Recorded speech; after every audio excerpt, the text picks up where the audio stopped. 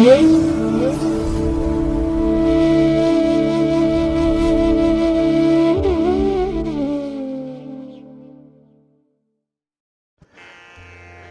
ಮಹಾಗಣಪತಿಯೇ ನಮಃ.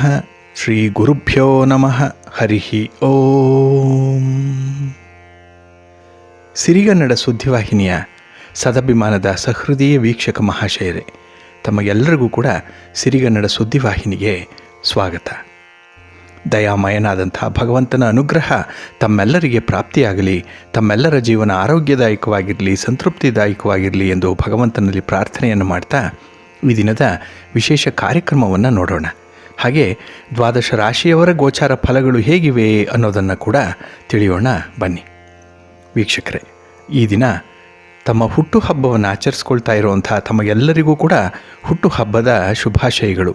ಹಾಗೆ ಈ ದಿನಾಂಕದಂದು ವಿವಾಹವಾಗಿರುವಂಥ ದಂಪತಿಗಳಿಗೂ ಕೂಡ ವಿವಾಹ ವಾರ್ಷಿಕೋತ್ಸವದ ಶುಭಾಶಯಗಳನ್ನು ಹೇಳ್ತಾ ಭಗವಂತ ತಮಗೆಲ್ಲರಿಗೂ ಕೂಡ ಸಕಲ ಸನ್ಮಂಗಳಗಳನ್ನು ಕರುಣಿಸಲಿ ಅಂತ ಹೇಳಿ ಸಿರಿಗನ್ನಡ ಸುದ್ದಿವಾಹಿನಿಯ ಪರವಾಗಿ ಪ್ರಾರ್ಥಿಸುತ್ತೇನೆ. ಪ್ರೀತಿಯ ವೀಕ್ಷಕ ಬಂಧುಗಳೇ, ಈ ದಿನ 2024 ಆಗಸ್ಟ್ ತಿಂಗಳ 31ನೇ ತಾರೀಕು ಸ್ಥಿರವಾಸರ ಅಂದರೆ ಶನಿವಾರ. ಈ ಶನಿವಾರದ ನಿತ್ಯ ಪಂಚಾಂಗ ಫಲ ಹೇಗಿದೆ ನೋಡೋಣ ಬನ್ನಿ. ಶ್ರೀ ಕ್ರೋಧಿ ನಾಮ ಸಂವತ್ಸರೆ, ದಕ್ಷಿಣಾಯನೆ, ವರ್ಷ ಋತು, ಶ್ರಾವಣ ಮಾಸ, ಕೃಷ್ಣ ಪಕ್ಷದ ತ್ರಯೋದಶಿಯ ತಿಥಿ ಈ ದಿನ ಇದೆ.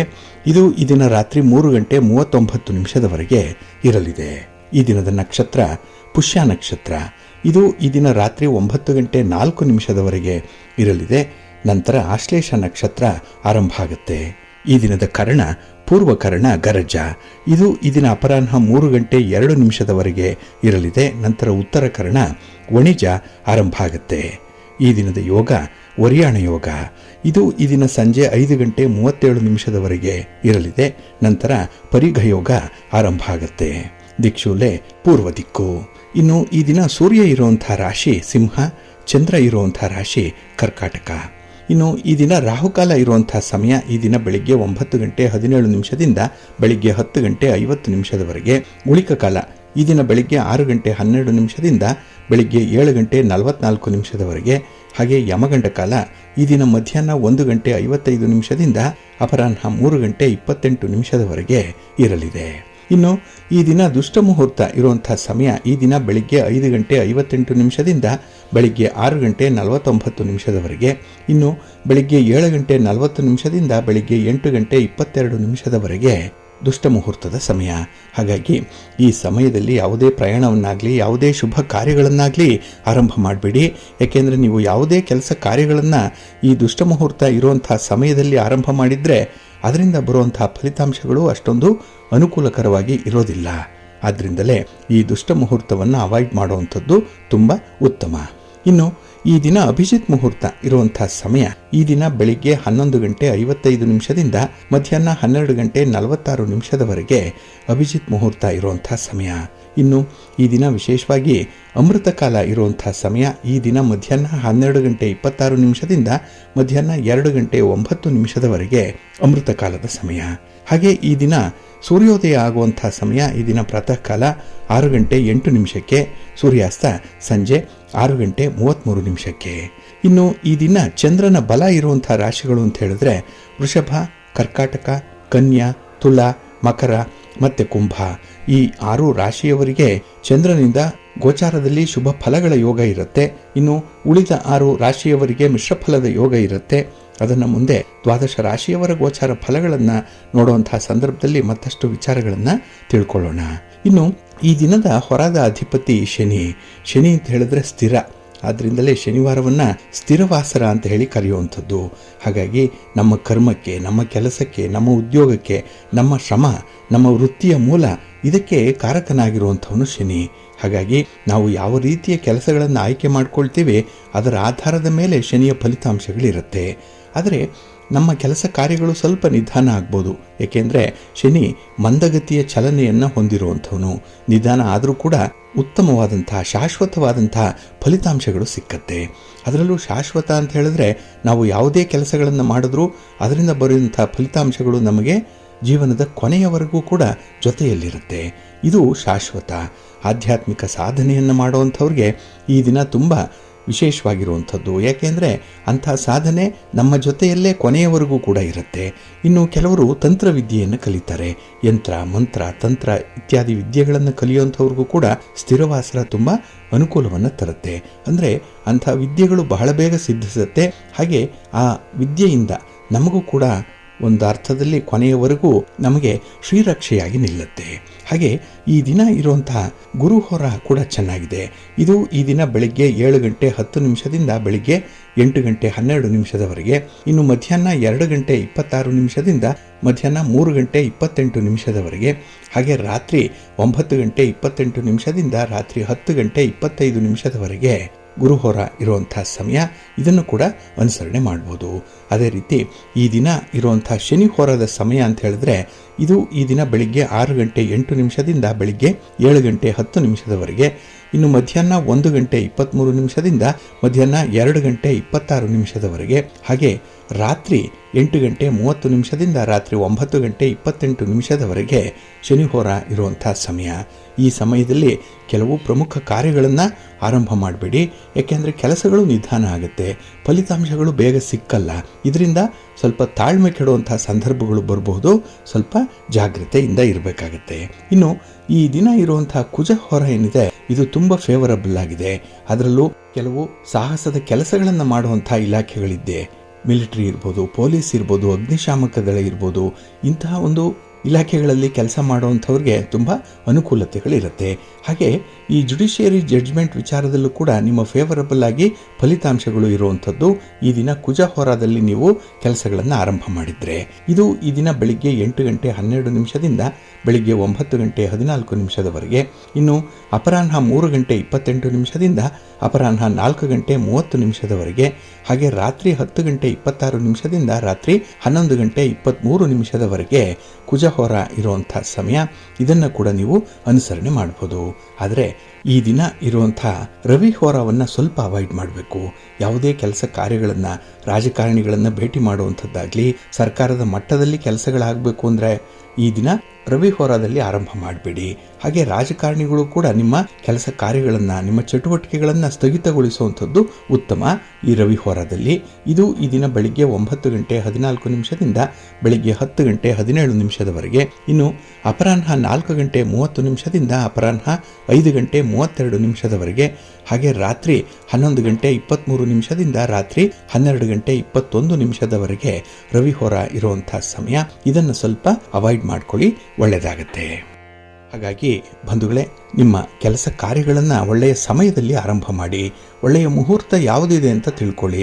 ನಿಮ್ಮ ಕೆಲಸಗಳನ್ನು ಆರಂಭ ಮಾಡಲಿಕ್ಕೆ, ನಿಮ್ಮ ಪ್ರಯಾಣವನ್ನು ಪ್ರಾರಂಭ ಮಾಡಲಿಕ್ಕೆ ಈ ಶುಭ ಮುಹೂರ್ತ ಬಹಳ ಮುಖ್ಯವಾಗಿ ಇರುವಂಥದ್ದು. ಈ good beginning is half done ಅಂತ ಹೇಳ್ತಾರಲ್ಲ, ಆ ರೀತಿ ಉತ್ತಮವಾದಂತಹ ಆರಂಭ ಅರ್ಧ ಕೆಲಸವನ್ನೇ ಮಾಡಿ ಮುಗಿಸಿದಂತಾಗತ್ತೆ ಅನ್ನುವಂಥ ವಿಚಾರದಲ್ಲಿ ನೀವು ಉತ್ತಮವಾದಂತಹ ಶುಭ ಗಳಿಗೆಯನ್ನು ನೋಡಿ ಕೆಲಸಗಳನ್ನು ಆರಂಭ ಮಾಡಿ. ಅದಕ್ಕಾಗಿಯೇ ಸಿರಿಗನ್ನಡ ಸುದ್ದಿವಾಹಿನಿ ಪ್ರತಿನಿತ್ಯ ಪ್ರಸಾರ ಮಾಡುವಂತಹ ಈ ಪಂಚಾಂಗದ ವಿವರಗಳನ್ನು ಕೇಳಿಸ್ಕೊಳ್ಳಿ. ಇದರಲ್ಲಿ ನಿಮಗೆ ಬೇಕಾದಂತಹ ಮಾಹಿತಿಗಳು ಸಿಕ್ಕತ್ತೆ. ಅದನ್ನು ಅನುಸರಣೆ ಮಾಡಿ ನಿಮ್ಮ ಪ್ರಯತ್ನ ಯಶಸ್ವಿಯಾಗತ್ತೆ. ನೀವು ಅಂದುಕೊಂಡಂತಹ ಫಲಿತಾಂಶವನ್ನು ಪಡ್ಕೊಳ್ಬೇಕು ಅಂತ ಹೇಳಿದ್ರೆ ನಿಮ್ಮ ಕೆಲಸ ಕಾರ್ಯಗಳು, ನಿಮ್ಮ ಪ್ರಯಾಣಗಳು, ಯಾವುದೇ ಚಟುವಟಿಕೆಗಳು ಅದು ಶುಭ ಮುಹೂರ್ತದಲ್ಲಿ ಆರಂಭ ಆಗಬೇಕು. ಇದೊಂದು ಯಶಸ್ಸಿನ ಗುಟ್ಟು. ಇದನ್ನು ನೀವು ಅನುಪಾಲನೆ ಮಾಡಿಕೊಳ್ಳಿ, ಒಳ್ಳೆಯದಾಗುತ್ತೆ. ಹಾಗೆ ಈ ದಿನ ಬಹಳ ವಿಶೇಷವಾಗಿರುವಂತಹ ದಿನ, ಶನಿವಾರ, ಶ್ರಾವಣ ಮಾಸ ಕೊನೆಯ ಶನಿವಾರ ಇದು.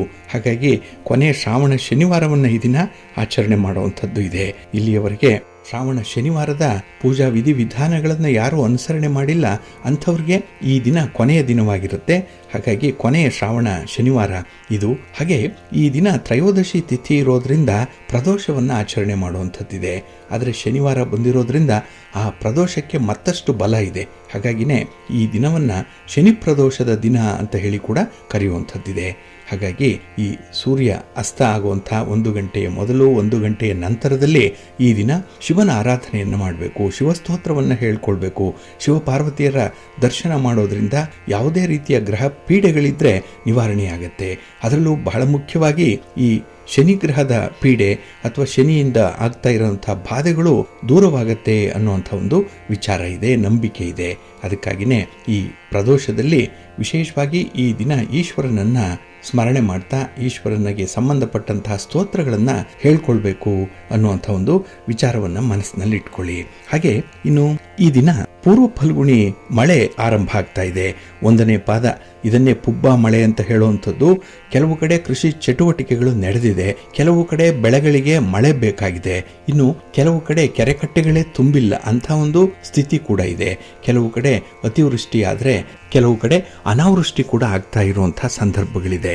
ಹಾಗಾಗಿನೇ ರೈತಾಪಿ ವರ್ಗದವರಿಗೆ ಕೆಲವರಿಗೆ ಸಂತೋಷ ಇದ್ರೆ ಕೆಲವರಿಗೆ ಇನ್ನೂ ಕೂಡ ಸಂತೋಷ ಮರೀಚಿಕೆಯಾಗಿ ಇರುವಂಥದ್ದಿದೆ.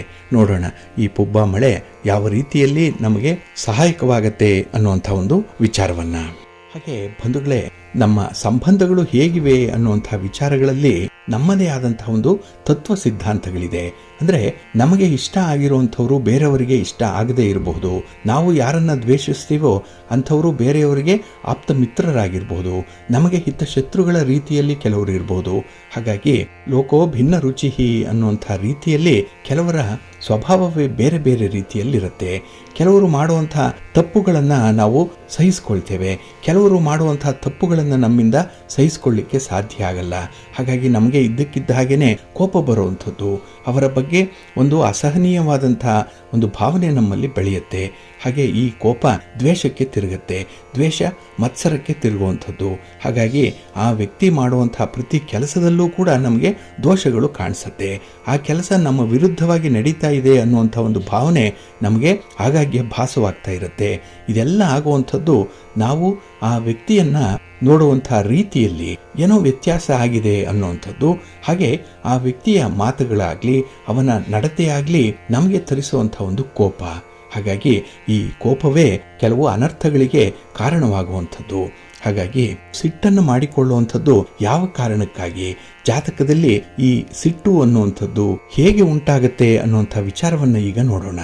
ಇಲ್ಲಿ ಈ ಸಿಟ್ಟಿಗೆ ಸಂಬಂಧಪಟ್ಟಂತೆ 4 ಗ್ರಹಗಳನ್ನು ನೋಡಬೇಕು. ಒಂದು ಮಂಗಳ ಅಂದರೆ ಕುಜ. ಈ ಕುಜನ ಸಿಟ್ಟು ರಿಯಾಕ್ಟಿವ್ ರೀತಿಯಲ್ಲಿ ಇರುತ್ತೆ. ಅಂದರೆ ನೀನು ಹೊಡೆದ್ರೆ ನಾನು ಕೂಡ ತಿರುಗಿ ಬಾರಿಸ್ತೀನಿ ಅನ್ನೋಂಥ ರೀತಿಯಲ್ಲಿ ಇರುತ್ತೆ. ಒಂದು ರೀತಿಯಲ್ಲಿ ಆಕ್ರಮಣಕಾರಿ ಮನೋಭಾವ ಇರುತ್ತೆ, ಅಗ್ರೆಸಿವ್ ನೇಚರ್ ಇರುವಂಥದ್ದು. ಒಟ್ಟಾರೆ ಆ ಕ್ಷಣಕ್ಕೆ ಇರುವಂತಹ ಸಿಟ್ಟು ಅದು ಅಂತ ಹೇಳ್ಬೋದು. ಆ ಮೊಮೆಂಟರಿ ಅದು. ಅದಾದ ನಂತರ ಆ ಸಿಟ್ಟು ತಾನೇ ತಾನಾಗಿ ಇಳಿದು ಹೋಗುತ್ತೆ. ಉದಾಹರಣೆಗೆ ರಸ್ತೆಗಳ ನಡುವೆ ನಡೆಯುವಂಥ ಒಂದು ಮಾತಿನ ಜಗಳ ಅಥವಾ ಹೊಡೆದಾಟ, ಇದು ಆ ಕ್ಷಣದಲ್ಲಿದ್ದು ಮರುಕ್ಷಣದಲ್ಲಿ ಆ ಸಿಟ್ಟು ಅನ್ನುವಂಥದ್ದು ನಿಂತು ಹೋಗುತ್ತೆ. ಇದು ಕುಜನಿಂದ ಬರುವಂತಹ ಒಂದು ಸಿಟ್ಟು. ಇನ್ನು ಕೇತುವಿನಿಂದ ಬರುವಂತಹ ಒಂದು ಕೋಪ ಅಥವಾ ಸಿಟ್ಟು ಹೇಗಿರುತ್ತೆ ಅಂತ ಹೇಳಿದ್ರೆ ಅದು ರಿಯಾಕ್ಟ್ ಮಾಡದೆ ಸುಮ್ಮನೆ ಇರುವಂಥದ್ದು, ಮನದಲ್ಲೇ ಸಿಟ್ಟನ್ನ ಸುಪ್ತವಾಗಿ ಶೇಖರಿಸುವಂಥದ್ದು. ಅಂದರೆ ಮನದೊಳಗೆ ಕುದೀತಾ ಇರುವಂಥದ್ದು. ಒಮ್ಮಿಂದೊಮ್ಮೆಲೆ ಒಂದು ದಿವಸ ಸಿಟ್ಟನ್ನ ಈ ಅಟಂಬಾಂಬ್ ರೀತಿಯಲ್ಲಿ ಹೊರಗೆ ಹಾಕುವಂಥದ್ದು. ಹಾಗಾಗಿ ಕೆಲವರಿಗೆ ಸಿಟ್ಟು ಬರಲ್ಲ ಅಂತ ಅನ್ಕೊಂಡಿರ್ತೀವಿ, ಆದರೆ ಆ ಸಿಟ್ಟನ್ನೆಲ್ಲ ಅವರು ಒಂದು ಕಡೆ ಪೈಲಪ್ ಮಾಡ್ತಾ ಇರ್ತಾರೆ. ಅದೆಲ್ಲ ಅಕ್ಯುಮಿಲೇಟ್ ಆಗ್ತಾ ಇರುತ್ತೆ. ಒಂದು ದಿನ ಅದು ಇದ್ದಕ್ಕಿದ್ದ ಹಾಗೆ ಬರ್ಸ್ಟ್ ಆಗ್ಬಿಡುತ್ತೆ. ಅಂಥ ಒಂದು ಸಿಟ್ಟು ಬರುವಂಥದ್ದು ಈ ಕೇತುವಿನಿಂದ. ಇನ್ನೊಂದು ರವಿಯಿಂದ ಬರುವಂತಹ ಸಿಟ್ಟು ಅಂದರೆ ಸೂರ್ಯನಿಂದ. ಇದು ಅಂದರೆ ಈ ಕೋಪ ತುಂಬ ಲಾಜಿಕಲ್ ಆಗಿರುತ್ತೆ. ಟಿವಿ ಡಿಬೇಟ್ಗಳಲ್ಲಿ ಇರೋ ರೀತಿಯಲ್ಲಿ ಇರುತ್ತೆ. ಅಂದರೆ ಪ್ರಖರವಾದಂತಹ ವಾಗ್ಮಿಗಳು ಎದುರೆದುರಿಗೆ ವ್ಯಕ್ತಿಯ ಸುಳ್ಳು ಆಪಾದನೆಗಳಿಗೆ ಅಕ್ಷರಶಃ ಆಧಾರ ಸಹಿತ ತಪ್ಪು ಅನ್ನುವಂಥ ಒಂದು ಅಭಿಪ್ರಾಯವನ್ನ ಹೇಳುವಾಗ ಅಥವಾ ಅದನ್ನು ತೋರಿಸುವಂತಹ ಸಂದರ್ಭದಲ್ಲಿ ಬರುವಂತಹ ಸಿಟ್ಟೇನಿದೆ ಅದು ರವಿಯಿಂದ ಬರುವಂತಹ ಒಂದು ಸಿಟ್ಟು. ಇನ್ನು ಮೋಸ ಆಗಿರುವಂತಹ ವ್ಯಕ್ತಿಗೆ, ವಂಚನೆ ಮಾಡಿರುವಂತಹ ಒಬ್ಬ ವ್ಯಕ್ತಿಗೆ ಲಾಜಿಕಲ್ ಆಗಿ ವಿವರಿಸಿ ಸಿಟ್ಟನ್ನು ವ್ಯಕ್ತಪಡಿಸುವಂಥದ್ದು. ಅಂದರೆ ಸಿಟ್ಟಿಗೆ ಕಾರಣವನ್ನು ಕೂಡ ಹೇಳ್ತಾನೆ ಆ ಸಿಟ್ಟಿನ ಪರಿಧಿಯನ್ನ ತಿಳಿಸುವಂಥದ್ದು. ಇದು ರವಿಯಿಂದ ಬರುವಂತಹ ಸಿಟ್ಟು. ಇನ್ನು ಶುಕ್ರನಿಂದ ಬರುವಂತಹ ಸಿಟ್ಟು ಹೇಗಿರುತ್ತೆ ಅಂದ್ರೆ ಅದು ಒಂದು ರೀತಿಯಲ್ಲಿ ಶೀತಲ ಸಮರ ಇದ್ದಾಗೆ, ಕೋಲ್ಡ್ ಬ್ಲಡೆಡ್ ರೀತಿಯಲ್ಲಿ ಇರುತ್ತೆ. ಅಂದ್ರೆ ಹೊಂಚು ಹಾಕಿ ಸಂಚು ಹೂಡಿ ಎದುರಿಗಿರುವಂತಹ ವ್ಯಕ್ತಿಯನ್ನ ಇಂಚು ಇಂಚಾಗಿ ಹಿಂಸಿಸುವಂತಹ ಸಿಟ್ಟು ಈ ಶುಕ್ರನದ್ದು. ಅಂದ್ರೆ ಈ ಪ್ರತೀಕಾರದ ಕಾವನ್ನ ಆರದಂತೆ ಕಾಯ್ದುಕೊಳ್ಳುವಂಥದ್ದು ಶುಕ್ರನ ಸಿಟ್ಟು. ಅಂದ್ರೆ ಈ ವಂಚಿಸಿದ ವ್ಯಕ್ತಿಗೆ ಟೈಮ್ ಅನ್ನ ನೋಡಿಕೊಂಡು, ಅಂದ್ರೆ ಸಮಯವನ್ನ ಕಾದು ಪ್ರತೀಕಾರವನ್ನ ತೆಗೆದುಕೊಳ್ಳುವಂಥದ್ದು, ಅವನು ತಲೆ ಎತ್ತದಂತೆ ಮಾಡುವಂಥದ್ದು ಈ ಸಿಟ್ಟು. ಹಾಗಾಗಿ ಈ ಸಿಟ್ಟು ಮನುಷ್ಯನಿಗೆ ಬರಲಿಕ್ಕೆ ಪ್ರಮುಖವಾಗಿ ಈ 4 ಗ್ರಹಗಳು ಕಾರಣವಾಗುತ್ತೆ. ಹಾಗೆ ಈ ಸಿಟ್ಟಿನ ಒಂದು ಡಿಗ್ರಿ ಕೂಡ ವ್ಯತ್ಯಾಸಗಳಾಗ್ತಾ ಹೋಗುತ್ತೆ. ಇನ್ನು ಯಾವ ಯಾವ ರಾಶಿಯವರಿಗೆ ಅಥವಾ ಲಗ್ನದವರಿಗೆ ಕೋಪ ಬರುತ್ತೆ ಅನ್ನುವಂಥ ವಿಚಾರವನ್ನು ನೋಡಿದ್ರೆ, ಏಕೆಂದ್ರೆ ಇಲ್ಲಿ ಕೋಪ ಪ್ರತಿಯೊಬ್ಬರಿಗೂ ಬರುವಂಥದ್ದು. ಆದ್ರೆ ಈ ಮೇಷರಾಶಿ, ಸಿಂಹರಾಶಿ ಮತ್ತೆ ವೃಶ್ಚಿಕ ರಾಶಿ ಇಂಥವ್ರಿಗೆ ಬಹಳ ಕೋಪ ಬರುತ್ತೆ. ಕೋಪ ವಿಪರೀತವಾಗಿರುತ್ತೆ. ಮೂಗಿನ ತುದಿಯಲ್ಲೇ ಇವರಿಗೆ ಸಿಟ್ಟು ಇರುವಂಥದ್ದು. ಏನೇ ವ್ಯತ್ಯಾಸಗಳಾದ್ರೂ ಕೂಡ ಇವರು ಬಹಳ ಬೇಗ ಸಿಟ್ಟು ಮಾಡಿಕೊಳ್ಳುವಂತ ಒಂದು ಪ್ರವೃತ್ತಿಯಲ್ಲಿರ್ತಾರೆ. ಇನ್ನು ಜಾತಕದಲ್ಲಿ ಷಷ್ಠ ಅಥವಾ ಸಪ್ತಮ ಭಾವದಲ್ಲಿ ಕುಜ ಏನಾದ್ರೂ ಇದ್ರೆ, ಅಂದ್ರೆ 6 ಮತ್ತು 7ನೇ ಭಾವದಲ್ಲಿ ಕುಜ ಇದ್ರೆ ಜಾತಕರಿಗೆ ವಿಪರೀತ ಕೋಪ ಬರುತ್ತೆ. ಹಾಗಾಗಿ ತಾವು ನಂಬಿರುವಂತಹ ವ್ಯಕ್ತಿಗಳಿಂದ, ತಾವು ಪ್ರೀತಿಸಿರುವಂತಹ ವ್ಯಕ್ತಿಗಳಿಂದ ಇವರಿಗೆ ವಿಪರೀತವಾಗಿ ಸಿಟ್ಟು ಆಗಾಗ್ಗೆ ಬರ್ತಾ ಇರುತ್ತೆ. ಇನ್ನು ಲಗ್ನದಲ್ಲಿ ಕುಜ ಅಥವಾ ರವಿ ಸ್ಥಿತನಾಗಿದ್ರೂ ಕೂಡ ಜಾತಕರಿಗೆ ಕೋಪ ಬರಬಹುದು. ಹಾಗೆ ಸಪ್ತಮದಲ್ಲಿ ಕುಜ ಅಥವಾ ರವಿ ಇದ್ರೆ ಕೂಡ ಜಾತಕ ಸ್ಥಿತನಾಗಿದ್ರೂ ಕೂಡ ಆ ವ್ಯಕ್ತಿ ಕ್ರೋಧಿಯಾಗಬಹುದು. ಅವನಿಗೆ ಅತಿ ಹೆಚ್ಚು ಕೋಪ ಬರುತ್ತೆ. ಕೋಪವನ್ನ ಕಂಟ್ರೋಲ್ ಮಾಡ್ಕೊಳ್ಳಿಕ್ಕೆ ಸಾಧ್ಯ ಆಗಲ್ಲ. ಆಗ್ಲೇ ಅನರ್ಥಗಳು ಉಂಟಾಗುವಂಥದ್ದು. ಇನ್ನು ಕೆಲವರಿಗೆ ಲಗ್ನೇಶ ದುರ್ಬಲನಾಗಿರ್ತಾನೆ, ಕುಜನೊಡನೆ ಯುತಿ ಹೊಂದಿರ್ತಾನೆ, ಅಥವಾ ಯಾವುದೇ ರೀತಿಯ ಕುಜನೊಡನೆ ಸಂಬಂಧ ಹೊಂದಿದ್ರೂ ಕೂಡ ಜಾತಕನು ಕೋಪಿಷ್ಠನಾಗಿರ್ತಾನೆ. ಹಾಗೆ ಜಾತಕದಲ್ಲಿ ಚಂದ್ರನೊಡನೆ ಕುಜನ ಯುತಿ ಇದ್ರೆ ಅಥವಾ ಕುಜನ ದೃಷ್ಟಿಗೆ ಏನಾದರೂ ಬಿದ್ದಿದ್ರೆ ಅಲ್ಲೂ ಕೂಡ ಮಹಾ ಕೋಪಿಷ್ಠನಾಗಿರ್ತಾನೆ. ಅವರ ಮಾತೆ ಕೋಪೋದ್ರೇಕ್ತವಾಗಿರುತ್ತೆ. ಹಾಗಾಗಿ ಆ ಕೋಪವನ್ನ, ಸಿಟ್ಟನ್ನ ನಿಯಂತ್ರಣ ಮಾಡಿಕೊಳ್ಳಿಕ್ಕೆ ಅವರಿಗೆ ತತ್ಕ್ಷಣಕ್ಕೆ ಸಾಧ್ಯ ಆಗಲ್ಲ. ಹಾಗಾಗಿನೇ ಅವರಿಗೆ ಒಂದು ರೀತಿಯಲ್ಲಿ ಮೈಯಲ್ಲಿ ವೈಬ್ರೇಷನ್ ಬರುವಂತಹ ಸಾಧ್ಯತೆ ಕೂಡ ಇರುತ್ತೆ ಈ ಕೋಪ ಬಂದಾಗ. ಇನ್ನು ಕುಜನ ನಕ್ಷತ್ರದಲ್ಲಿ ಲಗ್ನೇಶ ಸ್ಥಿತನಾಗಿದ್ರೆ ಅಥವಾ ಕುಜನೊಡನೆ ಏನಾದರೂ ಯುತಿ ಹೊಂದಿದಂತಹ ಗ್ರಹದ ನಕ್ಷತ್ರದಲ್ಲಿ ಲಗ್ನೇಶ ಏನಾದರೂ ಇದ್ರೆ ಜಾತಕನಿಗೆ ಅಧಿಕವಾದಂತಹ ಕೋಪ ಬರುವಂತಹ ಸಂಭವ ಇರುತ್ತೆ. ಇನ್ನು ಜಾತಕದಲ್ಲಿ ಶುಭ ಯೋಗಗಳಿಗಿಂತ ಅಶುಭ ಯೋಗಗಳು ಹೆಚ್ಚಾಗಿದ್ರೂ ಕೂಡ ಕೋಪ ಬರುವಂತಹ ಸಂಭವನೀಯತೆಗಳು ಜಾಸ್ತಿ ಇರುತ್ತೆ. ಹಾಗಾಗಿ ಒಬ್ಬ ವ್ಯಕ್ತಿಗೆ ಕೋಪ ಬರುವಂಥದ್ದು ಈ ಗ್ರಹಗತಿಗಳ ಪ್ರಭಾವದಿಂದ ಕೂಡ ಅನ್ನುವಂಥ ವಿಚಾರವನ್ನ ಜ್ಯೋತಿಷ್ಯ ಶಾಸ್ತ್ರ ತಿಳಿಸ್ತಾ ಇದೆ. ಹಾಗೆ ಕೆಲವರು ಸ್ವಭಾವತಃ ಕೋಪಿಷ್ಠರಾಗಿರ್ತಾರೆ. ಅವರ ಜೊತೆ ಯಾರೂ ಬೆರೆಯಲ್ಲ, ಅವರ ಜೊತೆ ಮಾತಾಡಲ್ಲ. ಮಾತಾಡಿದ್ರೆ ಏನೋ ಒಂದು ಅನರ್ಥವನ್ನ ಹುಡುಕುವಂಥದ್ದು, ತನ್ಮೂಲಕ ಕೋಪವನ್ನ ವ್ಯಕ್ತಪಡಿಸುವಂಥದ್ದು ಕೂಡ ಇರುತ್ತೆ. ಹಾಗಾಗಿ ಸಂಬಂಧಗಳನ್ನ ಹಾಳು ಮಾಡುವಂತಹ ಈ ಕೋಪವನ್ನ ನಿಯಂತ್ರಣ ಮಾಡ್ಕೊಳ್ಬೇಕು. ಅದಕ್ಕೆ ಪರಿಹಾರ ಇಲ್ವೇ ಜ್ಯೋತಿಷ್ಯ ಶಾಸ್ತ್ರದಲ್ಲಿ ಅಂತ ಹೇಳಿದ್ರೆ ಪರಿಹಾರ ಕೂಡ ಇದೆ. ಹೇಗೆ ಕೋಪವನ್ನ ನಿಯಂತ್ರಣ ಮಾಡ್ಕೊಳ್ಬೇಕು, ಯಾವ ಗ್ರಹವನ್ನ ನಾವು ಸುಧಾರಣೆ ಮಾಡ್ಕೊಳ್ಬೇಕು, ದುರ್ಬಲನಾಗಿರುವಂತಹ ಗ್ರಹದಿಂದ ಆಗುವ ಅನರ್ಥಗಳನ್ನ ಹೇಗೆ ತಡಿಬೇಕು ಅನ್ನುವಂತಹ ವಿಚಾರಗಳನ್ನು ಕೂಡ ನಾವು ಆಗಾಗ್ಗೆ ತಿಳಿಸ್ತಾ ಇರ್ತೇವೆ. ಹಾಗಾಗಿ ಒಬ್ಬ ವ್ಯಕ್ತಿಗೆ ಕೋಪ ಬಂದಾಗ ಆಗುವಂತಹ ಅನಾಹುತಗಳೇನು, ಏನೇನು ತೊಂದರೆಗಳು, ತಾಪತ್ರಯಗಳಾಗತ್ತೆ, ಎಷ್ಟು ನಷ್ಟ ಆಗುತ್ತೆ, ಮಾನ ಅವಮಾನದ ಪ್ರಶ್ನೆ ಆಗತ್ತೆ. ಈ ಕೋಪದಿಂದಲೇ ಕೆಲವರು ಪೊಲೀಸ್ ಸ್ಟೇಷನ್ ಅನ್ನ ನೋಡಿರುವಂತದ್ದು, ಜೈಲನ್ನ ಕಂಡಿರುವಂತದ್ದು ಕೂಡ ಇದೆ. ಏಕೆಂದ್ರೆ ಒಂದು ಕ್ಷಣದ ಕೋಪ ಎಂಥ ಒಂದು ವಿವೇಕವನ್ನು ಕೂಡ ಮರೆಮಾಚಿಬಿಡತ್ತೆ. ಹಾಗಾಗಿ ಈ ಕೋಪ, ಕ್ರೋಧ ಅನ್ನುವಂಥದ್ದು ಮನುಷ್ಯನಿಗೆ ಇರಬಾರದು.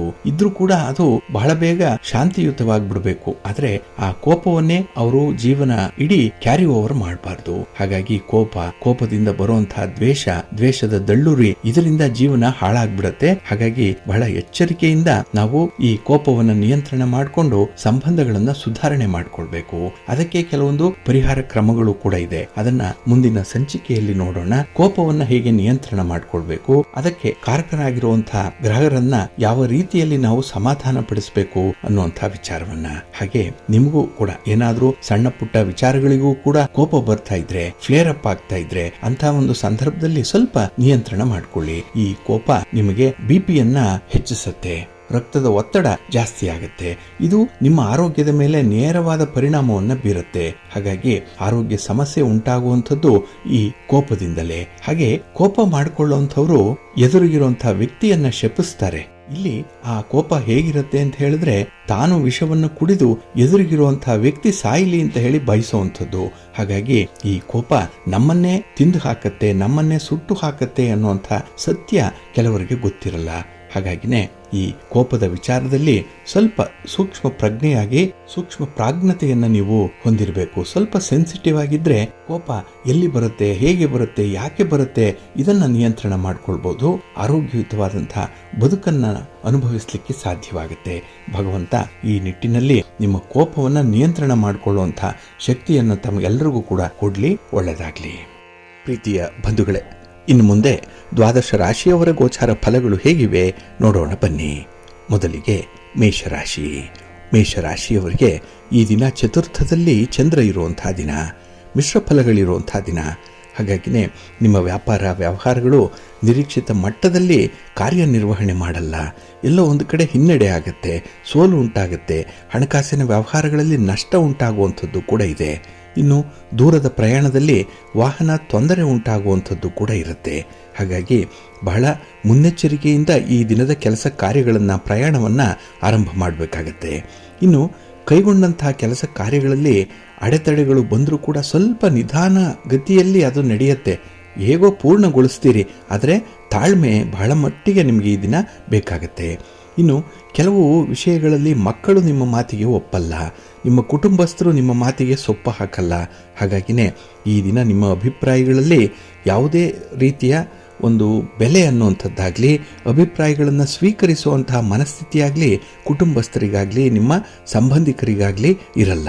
ಇನ್ನು ಈ ದಿನದಲ್ಲಿ ದೀರ್ಘಾವಧಿಯ ಸಾಲವನ್ನು ಮಾಡಿಕೊಂಡಿರುವಂಥವ್ರಿಗೆ ಒತ್ತಡಗಳು ಜಾಸ್ತಿ ಆಗುತ್ತೆ.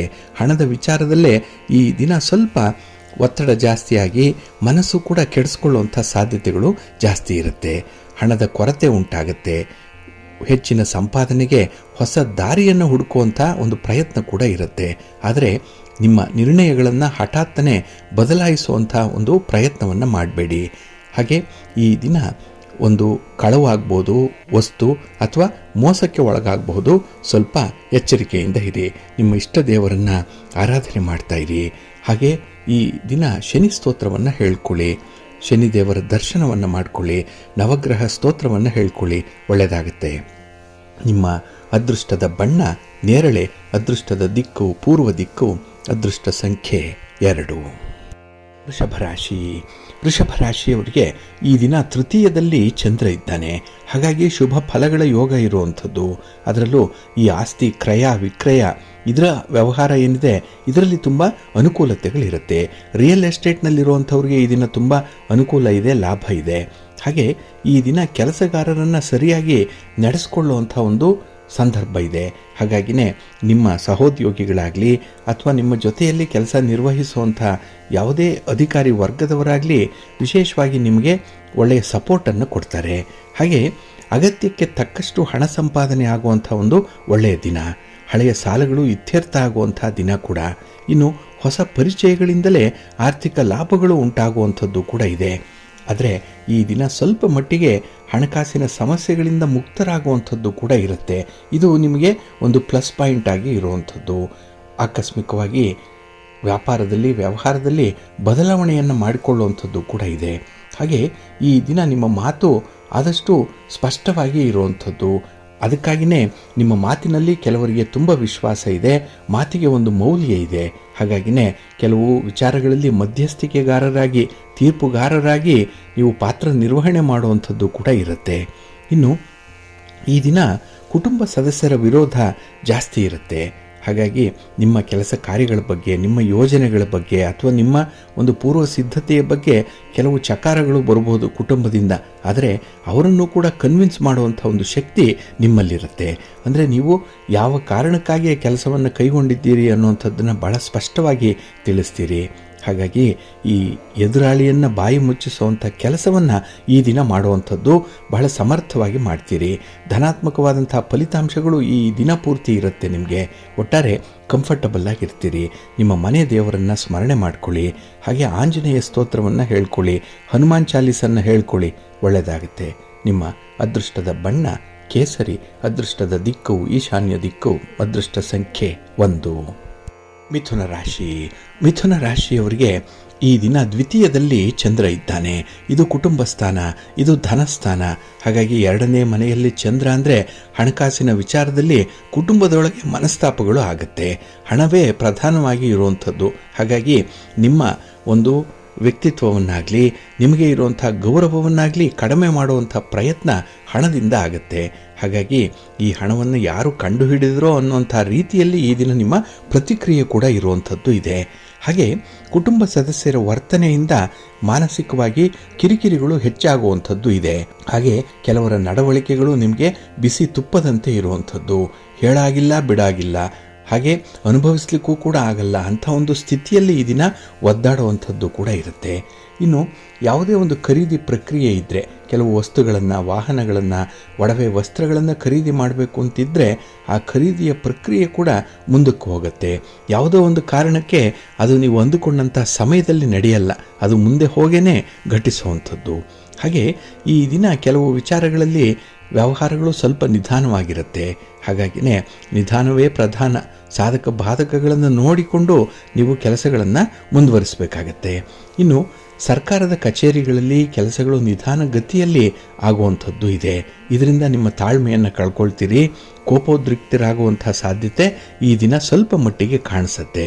ಅದರಲ್ಲೂ ನಿಮ್ಮ ಮಾತಿನಿಂದ ಅನರ್ಥಗಳಾಗತ್ತೆ. ಕೆಲವು ಕಡೆ ನಿಮ್ಮ ಮಾತಿನಿಂದ ಕೆಲಸಗಳು ಆಗುತ್ತೆ, ಆತ್ಮಗೌರವ ಕೂಡ ಹೆಚ್ಚಾಗುತ್ತೆ. ಹಾಗಾಗಿ ಈ ದ್ವಂದ್ವತೆಗಳನ್ನು ಅನುಭವಿಸುವಂಥ ದಿನ ಇದು. ಹಾಗೆ ನಿಮ್ಮ ಮನೆ ದೇವರನ್ನು ಸ್ಮರಣೆ ಮಾಡಿಕೊಳ್ಳಿ, ಭಕ್ತಿಯಿಂದ ಲಲಿತಾ ಸಹಸ್ರನಾಮ ಸ್ತೋತ್ರವನ್ನು ಈ ದಿನ ಹೇಳ್ಕೊಳ್ಳಿ, ಪಾರ್ವತಿ ದೇವಿಯ ದರ್ಶನ ಮಾಡಿಕೊಳ್ಳಿ, ಒಳ್ಳೆಯದಾಗತ್ತೆ. ನಿಮ್ಮ ಅದೃಷ್ಟದ ಬಣ್ಣ ಬಿಳುಪು, ಅದೃಷ್ಟದ ದಿಕ್ಕು ಈಶಾನ್ಯ ದಿಕ್ಕು, ಅದೃಷ್ಟ ಸಂಖ್ಯೆ 2. ಕರ್ಕಾಟಕ ರಾಶಿ. ಕರ್ಕಾಟಕ ರಾಶಿಯವರಿಗೆ ಈ ದಿನ ನಿಮ್ಮ ರಾಶಿಯ ಅಧಿಪತಿಯಾದಂತಹ ಚಂದ್ರ ನಿಮ್ಮ ರಾಶಿಯಲ್ಲೇ ಸ್ಥಿತನಾಗಿದ್ದಾನೆ. ಇದರಿಂದ ಮನಸ್ಸಿಗೆ ಒಂದು ಬೆಳಕು, ಹಾಗೆ ಒಂದು ಆತ್ಮವಿಶ್ವಾಸ, ಯಾವುದೇ ಕೆಲಸವನ್ನು ಮಾಡಲಿಕ್ಕೆ ಸಾಧ್ಯ ಇದೆ ಅನ್ನುವಂಥ ಒಂದು ಮನಸ್ಥಿತಿ ಮನಸ್ಸಿಗೆ ಬಂದ್ಬಿಡುತ್ತೆ. ಅಷ್ಟು ಮನಸ್ಸು ಮಾಡಿದ್ರೆ ಸಾಕು, ಯಾವುದೇ ಕೆಲಸಗಳನ್ನು ಯಶಸ್ವಿಯಾಗಿ ಮಾಡ್ತೀರಿ. ಹಾಗೆ ಈ ದಿನ ಹಠಾತ್ತನೆ ನಿಮ್ಮ ವ್ಯಾಪಾರ ವ್ಯವಹಾರಗಳಲ್ಲಿ ಲಾಭ ಉಂಟಾಗುವಂಥದ್ದು ಕೂಡ ಇದೆ. ಇನ್ನು ಕುಟುಂಬ ಸದಸ್ಯರ ಆರೋಗ್ಯದ ಬಗ್ಗೆ ಆಗಲಿ ಅಥವಾ ಅವರ ಪ್ರಯಾಣದ ಬಗ್ಗೆ ಆಗಲಿ ಒಂದು ಶುಭ ಸುದ್ದಿಯನ್ನು ಕೇಳುವಂಥ ಸಾಧ್ಯತೆ ಕೂಡ ಇದೆ. ಹಾಗೆ ಈ ದಿನ ನಿಮ್ಮ ಬಂಧುಗಳ ಜೊತೆಯೋ ಮಿತ್ರರ ಜೊತೆಯೋ ಬಹಳ ಸಂತೋಷದಿಂದ ಇರ್ತೀರಿ. ಉತ್ತಮವಾದಂತಹ ಒಂದು ಸಮಯವನ್ನು ಕಳೆಯುವಂಥ ಸಾಧ್ಯತೆ ಕೂಡ ಇದೆ. ಹಾಗೆ ಈ ದಿನ ಧಾರ್ಮಿಕ ಕಾರ್ಯಗಳಲ್ಲಿ ಆಸಕ್ತಿ ಹೆಚ್ಚಾಗಿರುತ್ತೆ. ದೇವರ ದರ್ಶನ ಮಾಡ್ತೀರಿ. ಅದರಲ್ಲೂ ಈ ಸ್ಪರ್ಧೆಯಲ್ಲಿ ಭಾಗವಹಿಸುವಂಥದ್ದು ಅಥವಾ ಯಾವುದೇ ಒಂದು ಸಾಹಸ ಕೃತ್ಯದಲ್ಲಿ ಈ ದಿನ ತೊಡಗಿಸ್ಕೊಳ್ಳುವಂಥದ್ದು ಕೂಡ ಇದೆ. ಇದು ಕೂಡ ನಿಮಗೆ ಒಳ್ಳೆಯ ಫಲವನ್ನು ತಂದುಕೊಡುತ್ತೆ. ಇನ್ನು ಈ ದಿನ ಎಲೆಕ್ಟ್ರಾನಿಕ್ ವಸ್ತುಗಳನ್ನು ಮಾರಾಟ ಮಾಡುವಂಥವ್ರಿಗೆ ಲಾಭ ತುಂಬ ಇದೆ. ಹಾಗೆ ವ್ಯಾಪಾರದ ವಿಸ್ತರಣೆ ಕೂಡ ಆಗುವಂಥದ್ದು ಇದೆ. ಹಾಗೆ ನಿಮ್ಮ ಸ್ನೇಹಿತರು ನಿಮ್ಮಿಂದ ಕೆಲವು ಸಹಾಯವನ್ನು ಬಯಸಿ ಬರುವಂಥ ಸಾಧ್ಯತೆ ಕೂಡ ಇರುತ್ತೆ. ಒಟ್ಟಾರೆ ಈ ದಿನ ನೀವು ಬದುಕಬೇಕು, ನಿಮ್ಮವರು ಬದುಕಬೇಕು, ಅವರನ್ನು ಬದುಕಿಸಬೇಕು ಅನ್ನುವಂತಹ ಒಂದು ಜೀವನ ಮೌಲ್ಯವನ್ನು ಈ ದಿನ ನೀವು ಕಂಡುಕೊಳ್ಳುವಂಥದ್ದು ಇದೆ. ಇನ್ನು ಆಸ್ತಿ ಖರೀದಿಗೆ ಸಂಬಂಧಪಟ್ಟಂಥ ಯಾವುದೇ ವಿವಾದಗಳಿದ್ದರೆ ಅದು ಸ್ವಲ್ಪ ಬಗೆಹರಿಯುವಂಥ ಸಾಧ್ಯತೆಗಳು ಇರುತ್ತೆ. ಅದಕ್ಕೆ ಒಂದು ಉತ್ತರ ಅನ್ನುವಂಥದ್ದು ಈ ದಿನ ನಿಮಗೆ ಸಿಕ್ಕತ್ತೆ. ಹಾಗೆ ಎಲ್ಲವೂ ಕೂಡ ಯಶಸ್ವಿಯಾಗಿ ನಡೆಯುವಂಥದ್ದು ನಿಮ್ಮ ಪ್ರೀತಿ ಪಾತ್ರರ ಒಂದು ಸಹಕಾರದಿಂದ. ಹಾಗಾಗಿ ನಿಮ್ಮ ಸಂಗಾತಿ, ನಿಮ್ಮ ಪತಿ ಇರ್ಬೋದು, ಪತ್ನಿ ಇರ್ಬೋದು, ಅಥವಾ ನಿಮ್ಮ ಜೊತೆಗಾರರಿರ್ಬೋದು, ಅವರ ಒಂದು ಸಪೋರ್ಟಿಂದ ಈ ದಿನ ಉತ್ತಮವಾದಂಥ ಕೆಲಸಗಳನ್ನು ಮಾಡ್ತೀರಿ, ಸಂತೃಪ್ತರಾಗಿರ್ತೀರಿ. ಹೆಚ್ಚಿನ ಅವಲಂಬನೆ ಅನ್ನುವಂಥದ್ದು ಇರಲ್ಲ, ಸ್ವತಂತ್ರವಾಗಿ ಇರ್ತೀರಿ. ಅದಕ್ಕಾಗಿಯೇ ನಿಮ್ಮ ಮನೆ ದೇವರನ್ನು ಈ ದಿನ ಸ್ಮರಣೆ ಮಾಡಿಕೊಳ್ಳಿ. ಹಾಗೆ ಭಕ್ತಿಯಿಂದ ಗಣಪತಿಯನ್ನು ಆರಾಧನೆ ಮಾಡಿ, ಗಣಪತಿಯ ಸ್ತೋತ್ರವನ್ನು ಹೇಳ್ಕೊಳ್ಳಿ. ಈ ದಿನ ಒಳ್ಳೆಯದಾಗುತ್ತೆ. ನಿಮ್ಮ ಅದೃಷ್ಟದ ಬಣ್ಣ ಗುಲಾಬಿ, ಅದೃಷ್ಟದ ದಿಕ್ಕು ಪೂರ್ವ ದಿಕ್ಕು, ಅದೃಷ್ಟ ಸಂಖ್ಯೆ 1. ಸಿಂಹರಾಶಿ. ಸಿಂಹರಾಶಿಯವರಿಗೆ ಈ ದಿನ 12ರ ಸ್ಥಾನದಲ್ಲಿ ಚಂದ್ರ ಇದ್ದಾನೆ. ಇದು ವ್ಯಯಸ್ಥಾನ. ಹಾಗಾಗಿ ನಿಮ್ಮ ಚಟುವಟಿಕೆಗಳಲ್ಲಿ, ವ್ಯಾಪಾರದ ವ್ಯವಹಾರಗಳಲ್ಲಿ ಅಲ್ಪ ಮಟ್ಟದ ಲಾಭವನ್ನು ಕಾಣುವಂಥ ಒಂದು ಸ್ಥಿತಿ ಇದೆ. ಕೆಲಸಗಳು ನಿಧಾನ ಆಗುತ್ತೆ. ಆದರೆ ಈ ದಿನ ತುರ್ತಾಗಿ ಆಗಬೇಕಾಗಿರುವಂಥ ಕೆಲಸ ಕಾರ್ಯಗಳೇನಿದೆ ಅದನ್ನು ಮೊದಲೇ ಮುಂದಕ್ಕೆ ಹಾಕುವಂಥದ್ದು ಉತ್ತಮ. ಇನ್ನು ಯಾರಿಗೂ ಕೂಡ ಯಾವ ರೀತಿಯಲ್ಲೂ ಭರವಸೆಯನ್ನು ಕೊಡಬೇಡಿ. ಏಕೆಂದರೆ ನೀವು ಕೊಟ್ಟಂತಹ ಭರವಸೆಯನ್ನು ಈಡೇರಿಸಲಿಕ್ಕೆ ಕೆಲವೊಮ್ಮೆ ಸಮಯದ ಅಭಾವ ಇರುವಂಥದ್ದು, ಕೆಲವೊಮ್ಮೆ ಅದು ಸಾಧ್ಯ ಆಗಲ್ಲ. ನಿಮ್ಮ ಶಕ್ತಿಗೆ ಮೀರಿದಂತಹ ಒಂದು ಭರವಸೆ ಅದು. ಹಾಗಾಗಿ ಈ ದಿನ ಆದಷ್ಟು ಭಗವಂತನ ದರ್ಶನ ಮಾಡಿ, ಭಗವಂತ ಏನು ಕೊಡ್ತಾನೋ ಪಾಲಿಗೆ ಬಂದದ್ದು ಪಂಚಾಮೃತ, ಅದನ್ನು ಸ್ವೀಕರಿಸುವಂಥದ್ದು ಜಾಣತನ. ಹಾಗೆ ಈ ದಿನ ಹಿರಿಯರಿಂದ ನಿರೀಕ್ಷಿತ ಒಂದು ಸಹಾಯ ಸಿಕ್ಕತ್ತೆ. ಅವರಿಂದ ಒಂದು ಉಡುಗೊರೆ ದೊರೆಯುವಂಥದ್ದು ಕೂಡ ಈ ದಿನ ಇದೆ. ಆದರೆ ಈ ದಿನ ಅನಾರೋಗ್ಯ ಪರಿಸ್ಥಿತಿಯನ್ನು ಎದುರಿಸಲಿಕ್ಕೆ ಹಣ ಸ್ವಲ್ಪ ವೆಚ್ಚವಾಗುವಂಥ ಸಾಧ್ಯತೆ ಕೂಡ ಇದೆ. ಹಾಗೆ ಈ ದಿನ ಅತಿಯಾದಂತಹ ಮಾತು ನಿಮಗೆ ತೊಂದರೆಯನ್ನು ತರುವಂಥದ್ದು. ಹಾಗಾಗಿ ಮಾತಿನಲ್ಲಿ ಸ್ವಲ್ಪ ಮಧುರತೆ ಇರಲಿ, ಸಿಹಿ ಇರಲಿ. ಹಾಗೆ ಈ ದಿನ ಯಾವುದೇ ಒಂದು ವ್ಯಕ್ತಿಯನ್ನು ನೀವು ಪರಿಚಯ ಮಾಡಿಕೊಳ್ಳುವಂತಹ ಸಂದರ್ಭದಲ್ಲಿ ಅವರ ಪೂರ್ವಾಪರಗಳನ್ನು ತಿಳಿದು ಮುಂದುವರಿಯುವಂಥದ್ದು ಉತ್ತಮ. ಎಲ್ಲರನ್ನೂ ಕೂಡ ನಂಬಬೇಡಿ. ಬೆಳ್ಳಗಿರುವುದೆಲ್ಲ ಹಾಲಲ್ಲ, ಇದು ನಿಮ್ಮ ಮನಸ್ಸಿನಲ್ಲಿ ಇರಬೇಕಾಗತ್ತೆ. ಹಾಗೆ ಈ ದಿನ ಕೆಲವೊಂದು ವಿಚಾರಗಳು ಈಗಾಗಲೇ ಆರಂಭ ಆಗಿದೆ, ಆದರೂ ಈ ದಿನ ಹೊಸದಾಗಿ ಆರಂಭ ಮಾಡಬೇಕು. ಏಕೆಂದರೆ ಆ ದಿನ ಮಾಡಿರುವಂಥ ಆರಂಭ ಒಂದು ಆರಂಭಿಕ ದೋಷದಿಂದ ಕೂಡಿರುತ್ತೆ, ಸ್ಟಾರ್ಟಿಂಗ್ ಟ್ರಬಲ್ ಇದೆ. ಹಾಗಾಗಿ ಆ ದೋಷವನ್ನು ನಿವಾರಣೆ ಮಾಡಿಕೊಳ್ಬೇಕು ಅಂದರೆ ಈ ದಿನ ಮತ್ತೊಮ್ಮೆ ಆ ಒಂದು ಪೂಜಾ ಕೆಲಸವನ್ನಾಗಲಿ ಅಥವಾ ಆ ಒಂದು ಪ್ರಯತ್ನವನ್ನಾಗಲಿ ಮರು ಚಾಲನೆ ಮಾಡಿ, ಒಳ್ಳೆಯದಾಗತ್ತೆ. ನಿಮ್ಮ ಇಷ್ಟ ದೇವರನ್ನು ಆರಾಧನೆ ಮಾಡ್ತಾ ಇರಿ.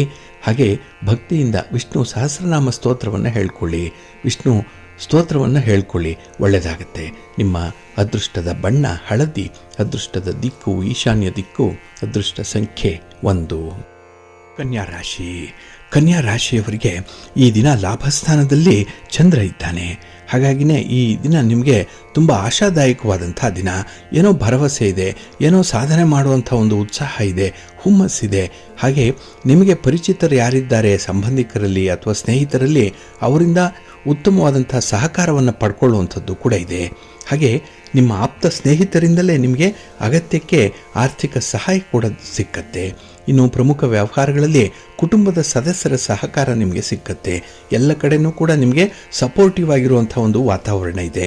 ಹಾಗಾಗಿನೇ ಯಾವುದೇ ಒಂದು ಕೆಲಸ ಕಾರ್ಯಗಳನ್ನು ಈ ಸಂದರ್ಭದಲ್ಲಿ ನೀವು ಮಾಡ್ಬೋದು, ತುಂಬ ಒಳ್ಳೆಯ ಫಲಿತಾಂಶ ನಿಮಗೆ ಸಿಕ್ಕತ್ತೆ. ಇನ್ನು ಈ ದಿನ ಹಣಕಾಸಿನ ಪರಿಸ್ಥಿತಿ ಕೂಡ ಬಹಳ ಚೆನ್ನಾಗಿದೆ. 4 ಜನರಿಗೆ ಸಾಲ ಕೊಡಬಹುದು ಅಥವಾ ಯಾವುದೇ ಒಂದು ಜಮೀನು, ಮನೆ, ಸೈಟು ಇತ್ಯಾದಿಗಳನ್ನು ಖರೀದಿ ಮಾಡ್ಬೋದು, ಉಳಿತಾಯ ಮಾಡ್ಬೋದು, ಎಲ್ಲ ಒಂದು ಕಡೆ ಇನ್ವೆಸ್ಟ್ ಮಾಡ್ಬೋದು.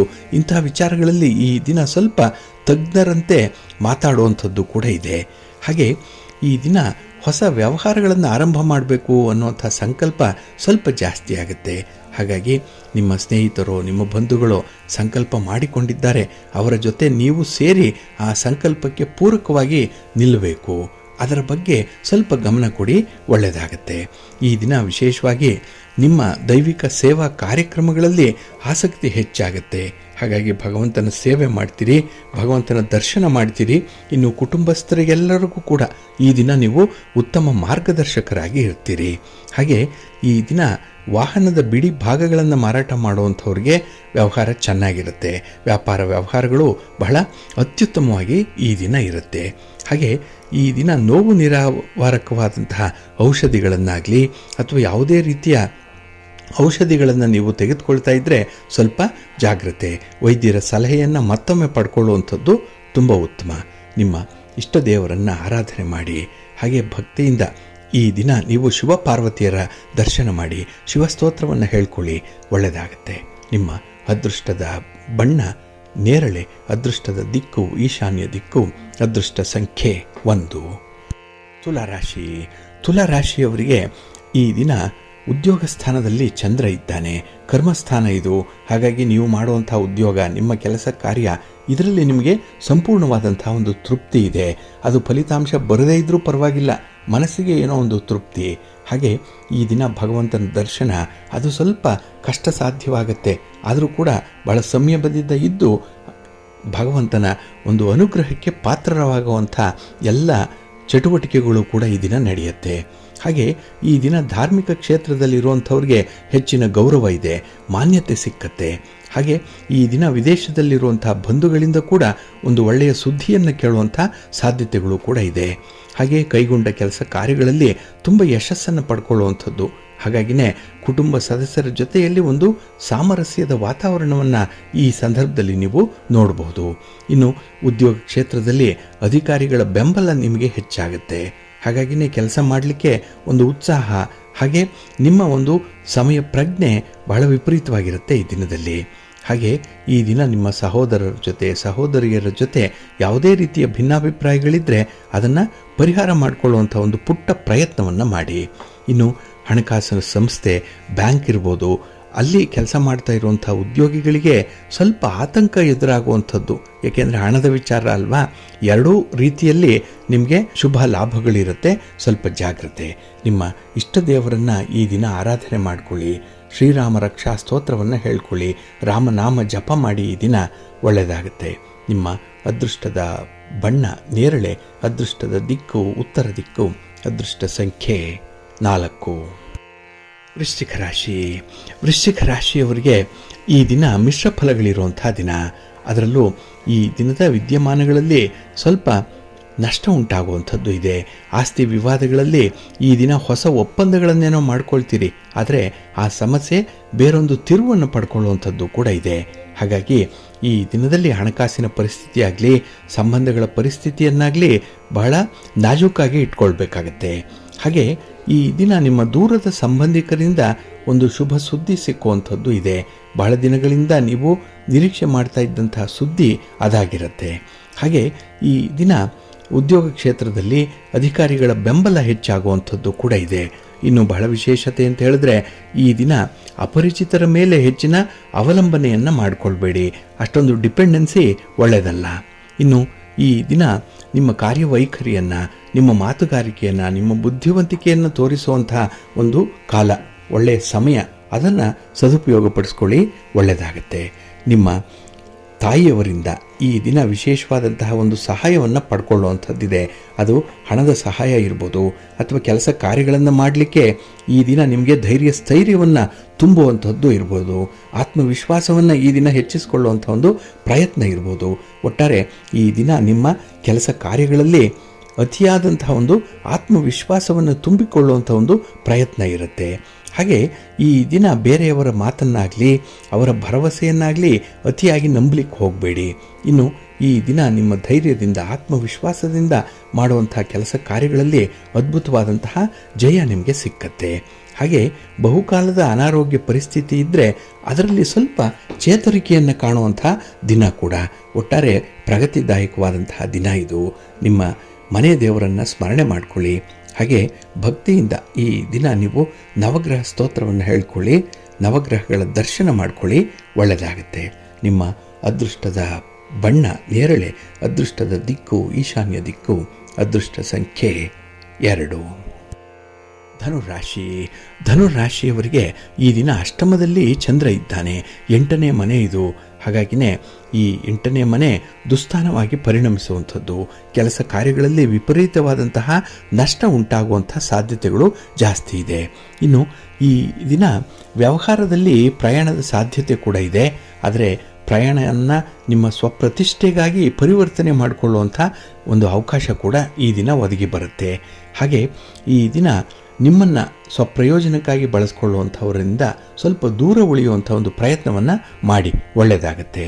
ಹಾಗೆ ಈ ದಿನ ನಿಮ್ಮ ಆತ್ಮವಿಶ್ವಾಸ ಕೂಡ ಅತಿರೇಕಕ್ಕೆ ಏರಬಾರ್ದು, ಒಂದು ನಿಯಂತ್ರಣದಲ್ಲಿ ಇರಬೇಕು. ಅದಕ್ಕಾಗಿಯೇ ಕಷ್ಟ ಸುಖಗಳನ್ನು ಪರಿಚಯಿಸುವಂಥ ಒಂದು ಪ್ರಯತ್ನ ಈ ಸಂದರ್ಭದಲ್ಲಿ ನಿಮಗೆ ಆಗ್ತಾ ಇದೆ. ಹಾಗೆ ಈ ದಿನ ಸಾಮಾಜಿಕ ಸ್ಥಾನದಲ್ಲಿ ಉತ್ತಮವಾದಂಥ ಒಂದು ಪ್ರಗತಿ ಇದೆ. ನಿಮ್ಮ ಒಂದು ಮಾತಿಗೆ ಅಥವಾ ನೀವು ತೆಗೆದುಕೊಳ್ಳುವಂಥ ತೀರ್ಮಾನಕ್ಕೆ ಬಹಳ ವಿಶೇಷವಾದಂಥ ಒಂದು ಗೌರವಪೂರ್ವಕ ಅರ್ಥ ಇರುತ್ತೆ.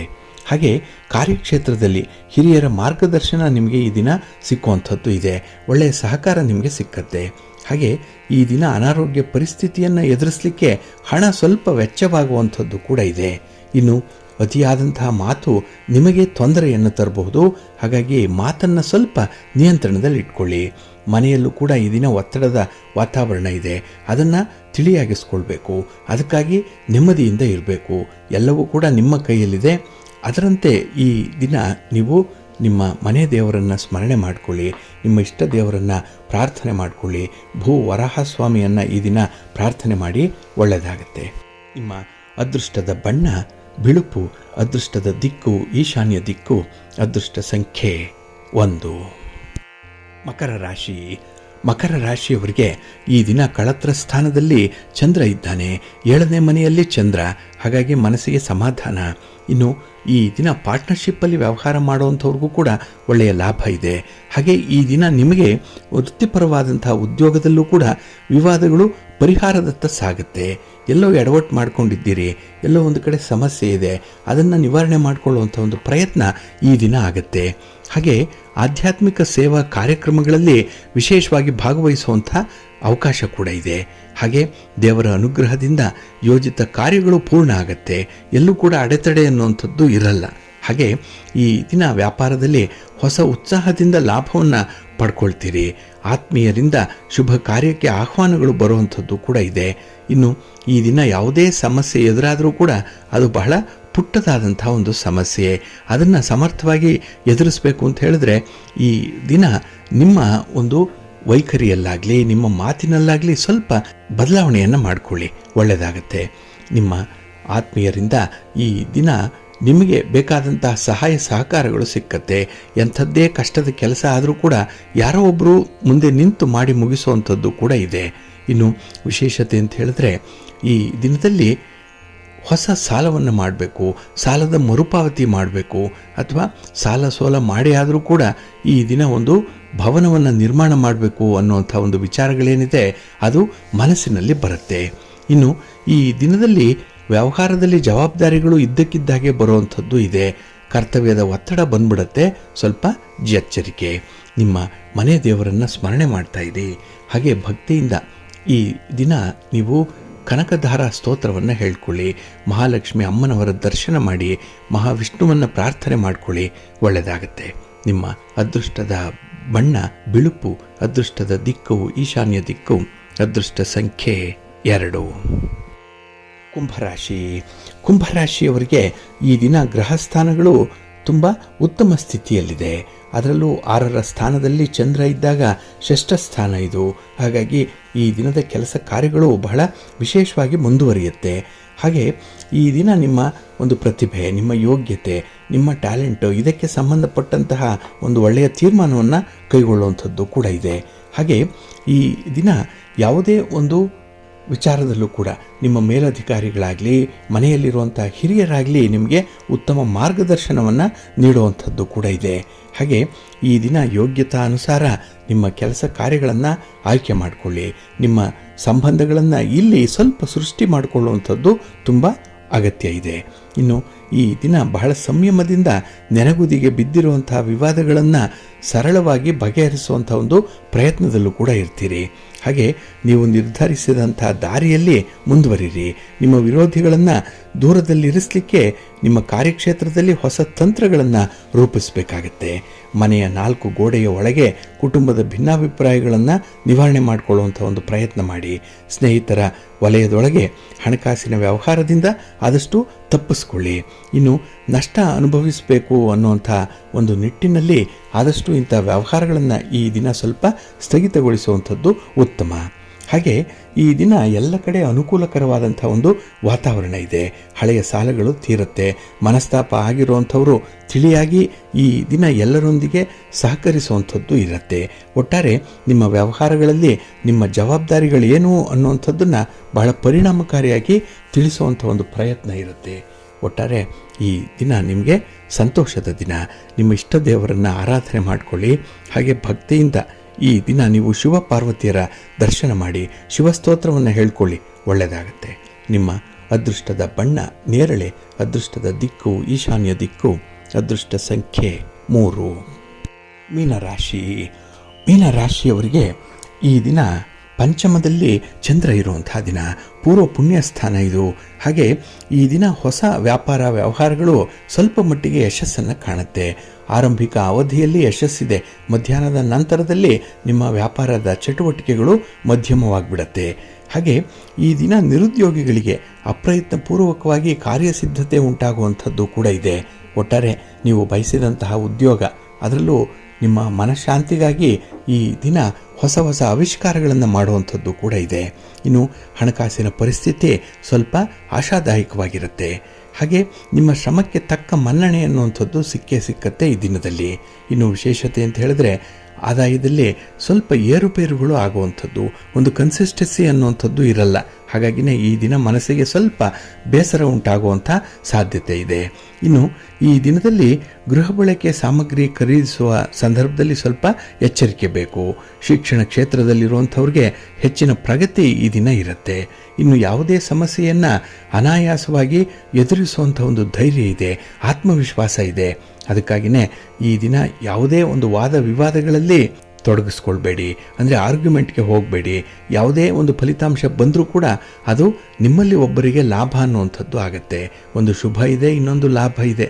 ಹಾಗಾಗಿ ಈ ದಿನ ಬಹಳ ವಿಶೇಷವಾಗಿ ನಿಮ್ಮ ಕೆಲಸ ಕಾರ್ಯಗಳನ್ನು ಬಂಧು ಒಬ್ಬರಿಗೆ ಅವರಿಗೆ ಒಪ್ಪಿಸಿ ಮುಂದುವರಿಸುವಂಥ ಒಂದು ಪ್ರಯತ್ನ ಕೂಡ ಇದೆ.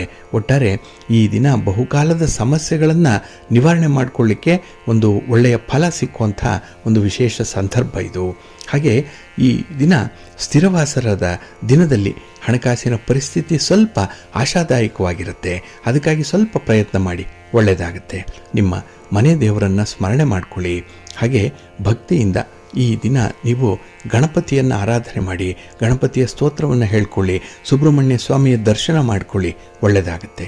ನಿಮ್ಮ ಅದೃಷ್ಟದ ಬಣ್ಣ ಬಿಳುಪು, ಅದೃಷ್ಟದ ದಿಕ್ಕು ಈಶಾನ್ಯ ದಿಕ್ಕು, ಅದೃಷ್ಟ ಸಂಖ್ಯೆ 1.